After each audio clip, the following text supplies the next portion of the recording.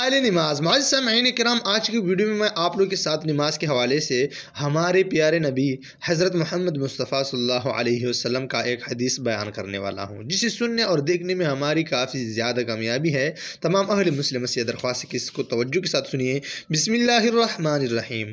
حضرت عبداللہ بن عباس رضی اللہ تعالیٰ عنہ سے کسی نے پوچھا کہ ایک شخص دن بھر روزہ رکھتا ہے اور رات بھر نفل پڑھتا ہے مگر جمعہ اور جماعت میں شریک نہیں ہوتا، اس کے متعلق کیا حکم ہے؟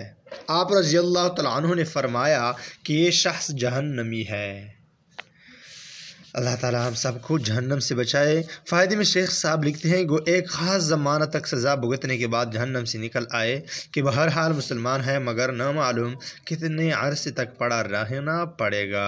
جاہل صوفیوں میں وظیفوں اور نفلوں کا تو زور ہوتا ہے مگر جماعت کی پرواہ نہیں ہوتی، اس کو وہ بزرگی سمجھتے ہیں، حالانکہ کمال بزرگی اللہ کے محبوب کا اتباع ہے۔ ایک حدیث میں وارد ہے کہ 3 شخصوں پر حق تعالیٰ شانہ لعنت بھیجتے ہیں، ایک شخص پر جس سے نمازی کسی معقول وجہ سے ناراض ہو اور وہ امامت کرے، دوسرے اس عورت پر جس کا خاوند اس سے ناراض ہو، تیسرے اس شخص پر جو اذان کی آواز سنے اور جماعت میں شریک نہ ہو۔ معزز سامعین کرام، جماعت کی انتہائی زیادہ فضیلت ہے اور جماعت میں شریک ہونا یہ انتہائی کمال کی بات ہے۔ اللہ تعالی ہم سب کو جماعت کے ساتھ نماز پڑھنے کی توفیق عطا فرمائے۔ وآخر دعوانا ان الحمد للہ رب العالمین۔